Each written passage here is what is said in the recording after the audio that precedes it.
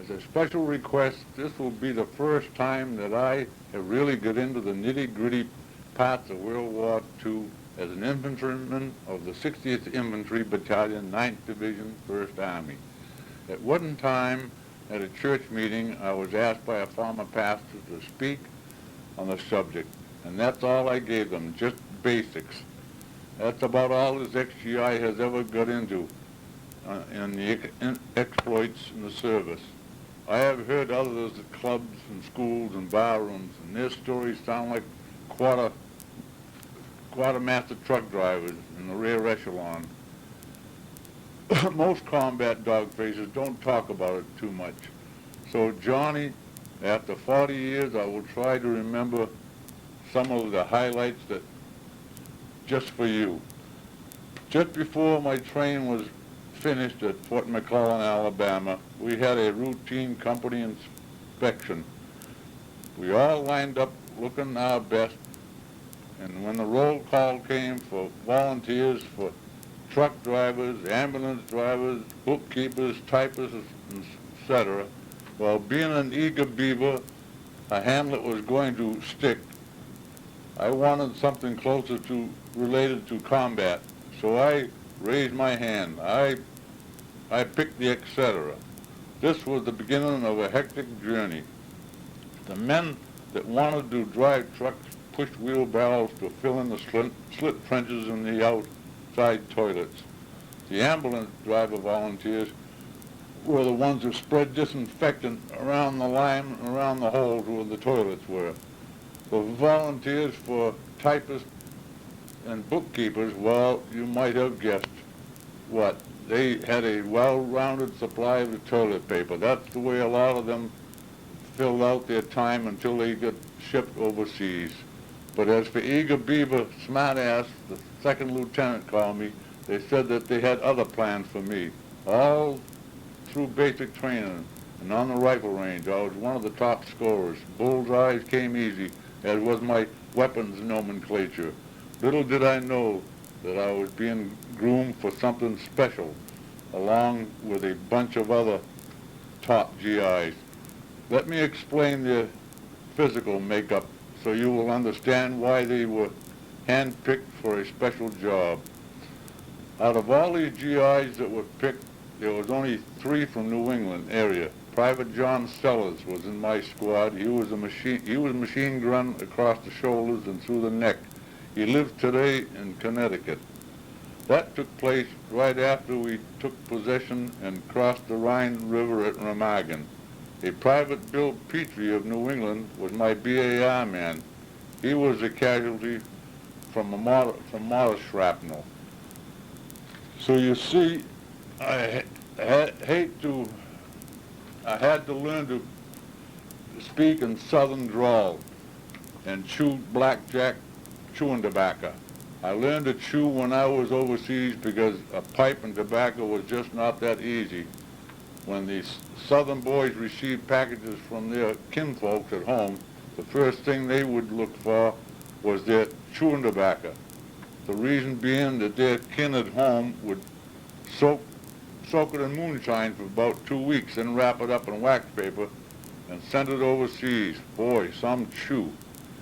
In our outfit, we had a good contingent of Missouri mule skinners. These guys had to be the toughest, roughest guys, punchers in the Missouri. Also, we had our share of Tennessee moonshiners and Kentucky turkey shooters. These are the guys that gave me the most trouble on the rifle range. And last but not least, we thought we were in a bad light, was a contingent of men, I call them that with no regrets. 10 men in all, they were released from the Florida chain gang. These men were lifers. What for, we didn't know, and we never asked. Some of them made it home for a full pardon, some didn't. They depend on me and I on them. And they never shirked their duties. Now, without any more introductions, listen to the details from our trip. Some a little gory, but I'll leave a few in to make it realistic. You check the archives of the 60th Infantry Battalion, better known as the Red Devils, or Special Services as we were called. We left England and made our landing just south of Le Havre, France. We worked our way through France to Belgium, and we met some of our worst opposition. The weatherman was as much the enemy as the German. Below zero temperatures, deep snow, and once in a while we could take over some two-men foxholes with hay or straw in them. It was a lot warmer if you didn't mind the lice and the chiggers crawling up your legs. The prisoners, when we took some, were full of body lice, and we didn't look for them, but they found us real quick. When we took prisoners, we had to look close for weapons, maps and cameras. My looking was for Lugers and black ersatz bread and salt pork. My Luger collection items and the rear echelon cadre were only too glad to save them for me. And from then on, we saved all our souvenirs and sent them to the rear echelon. The black bread was ersatz, and that's what we lived on for a while. It was half German rye and half sawdust. And we'd slice the pork and put it on the bread, and that would go us for hours without sea rations that everybody was getting dysentery from. You try not to notice the vacancies in your troops, and as time goes by, but sometimes you get plenty attached to these guys that are watching your back while you watch theirs. The skirmishes in the Hürtgen Forest and the Black Forest really took its toll on men and nerves. Fight from tree to tree, trying to gain every inch we can, and when it came your turn to go on a nighttime prison search for maps and military interrogations, we were at loss for time and men at times, but we made up for it by bringing back prisoners for interrogation. It consisted of 6-man squads stripped of noisy things such as dog tags and trinkets and watches and rings. We would wear a stocking hat pulled down over your ears. The only weapons we had were a razor-sharp French knife and a French weapon that they call a garrote. A garrote is a horrendous thing. It's 10 inches of piano wire with a knob on both ends for a better grip. It quickly stops any resistance once applied, and any extra resistance could mean a man strangled or decapitated.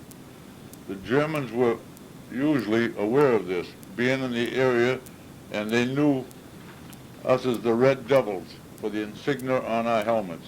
They know how we would come sneaking in at night on our stomachs, looking for booby traps and anything that might be there to deter us. Always ready for a personal mine or a detonation of a tripwire, for a flare light that would light up the sky better than daylight. God help anybody that moved after that. They would run a long tripwire from the ground and connect it to the couple of grenades and to the trees. The one thing they forgot is that men have to sleep sometimes. When we are in a holding position, GIs try to be at least 2 men or more to a foxhole. That way you can divide your sleep time. The Germans were of the habit of 1-man foxholes or 5-man holes. Invariably, when they were 5-man foxholes, it was a machine gun nest. If you heard snoring, you knew you had a 1-man hole. If you approached a larger foxhole, you would hear them very noisy equipment, all talking at once. After the battle of the Bulge, we cut off the pincher movement to continue our trek to the Belgium and through the Belgiums into Germany.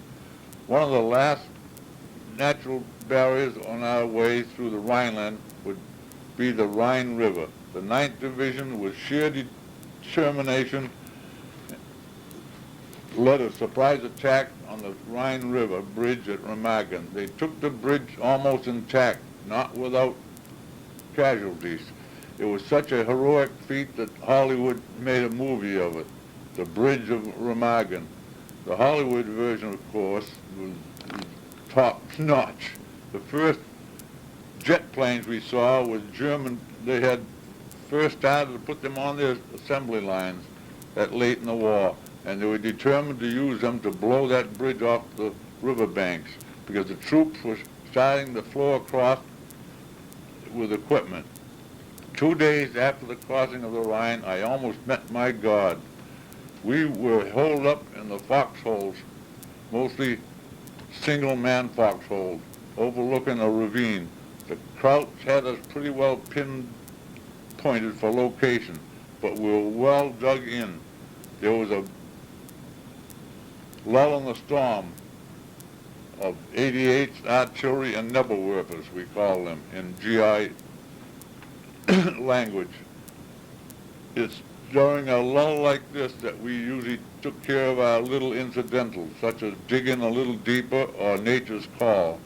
Now, our steel helmets had many uses, such as digging foxholes or for washing your socks or extra water, rations. In this case, so that I wouldn't have to be able to get out of the hole, I was using mine for a toilet. When I came up to the perimeter of the foxhole at a bad time, just as I got to the edge of the foxhole to empty the helmet, a screaming Mimi with all of its force and fury lit beside me. The concussion blasted me clear out of the hole. I was out like a light. From what I was told, I was bleeding through the eyes, the nose, and the mouth. The concussions from these weapons are horrendous. The medics put me on a litter, and I woke up on a Red Cross airplane heading for the General Hospital just outside of Orly-Field, Paris, France. 3 days in the General Hospital, and I was all gung-ho again, eager beaver, ready to take on all the Panzer tanks, troops, and all. The doctors couldn't find a thing to make me stay for a while, and all they did is told me to stock up on my food and get on the move, but not without insult. 3 different army chaplains at 3 different times wanted to pin the purple hat on my Johnny. I told them to pin it on these good GIs that were all around me in the hospital. Some with their guts half shot out, some with their arms gone, some with their legs. They are the ones that deserve it. All I wanted was to get back with my buddies and finish the job. The Army chaplain said I had more than I had earned than the hat. The thing that they were interested in to find out if I was Jewish, Catholic, or Protestant. My dog tag never had it on them. Well, it wasn't long before I was rushed back to be with my fighting outfit. One of the things that came to my mind quite often, but I would be better off forgetting, that's the horrors of Buchenwald. You wouldn't believe the number of dead Jews that laid around the concentration camp, the ones that were exterminated from the ovens and gas chambers. That's why even today I have a soft spot in my heart when I talk to a Jew. The end of the war was near, and we could tell the Germans were taken prisoners by the hundreds. We were all on our way to Berlin, but we were told to take a holding position just outside of Berlin on the Elbe River. That was just fine with us, as we needed a rest.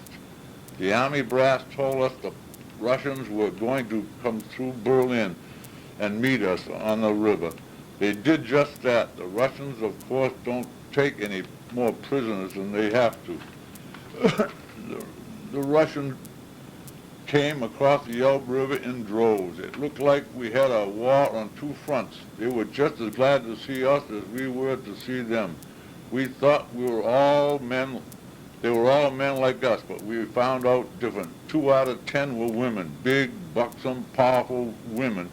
After all the hugging and kissing, bear style, we had to sit down and drink their vodka and schnapps and exchange souvenirs. Now that was over for us. We were moved back. When that was over for us, we moved back to the areas such as Ingolstadt and then to Antwerp, Belgium. My outfit was so high on list of early discharges, we had so many points. The units were sent to embarkation centers on the waterfronts by the points they had earned. You get these points from time in combat, amount of casualties, personal medals, and dependents at home. So while we waited to get shipping orders to get home, we were in for a surprise. We were introduced to a chicken colonel.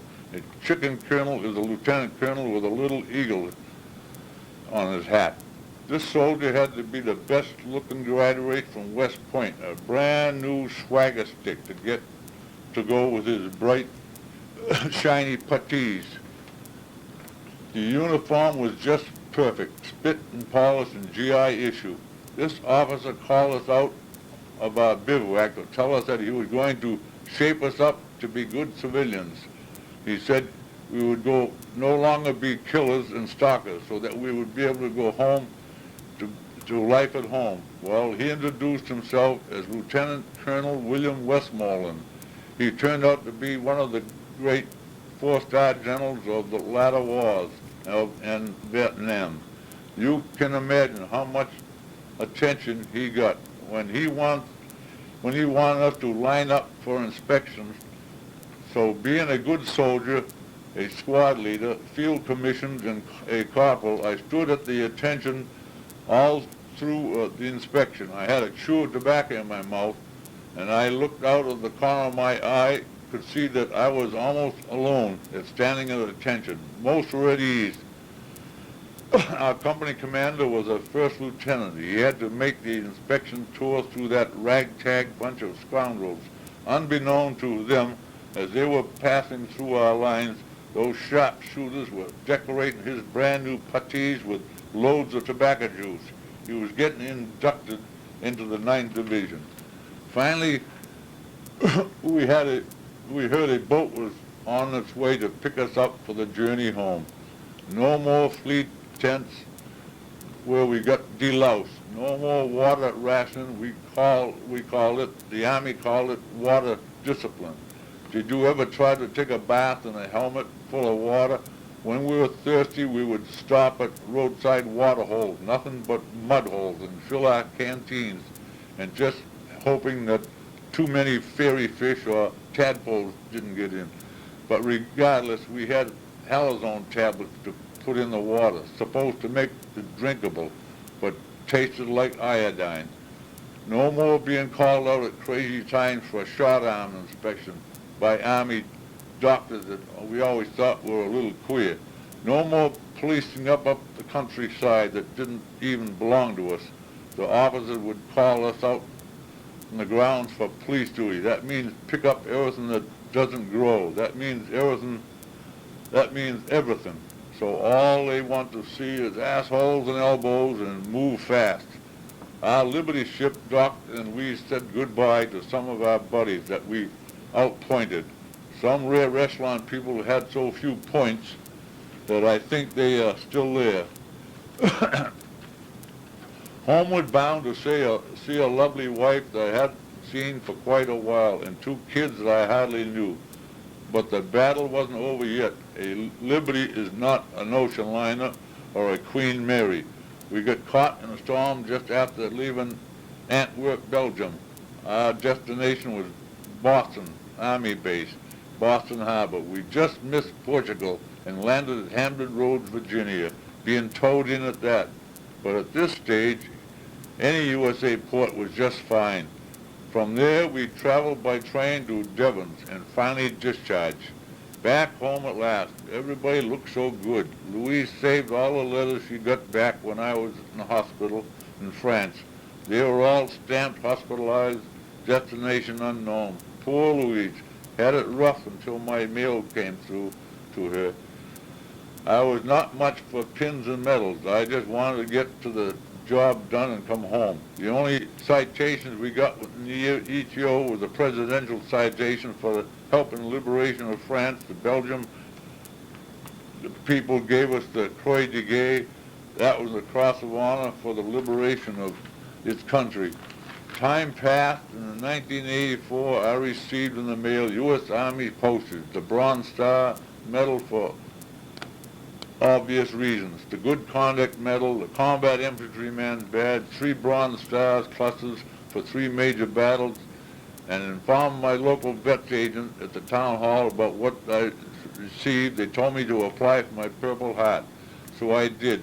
I received the Purple Heart shortly afterwards, and they informed me that most of the archives had been burned and they were going to check into the rest of my records.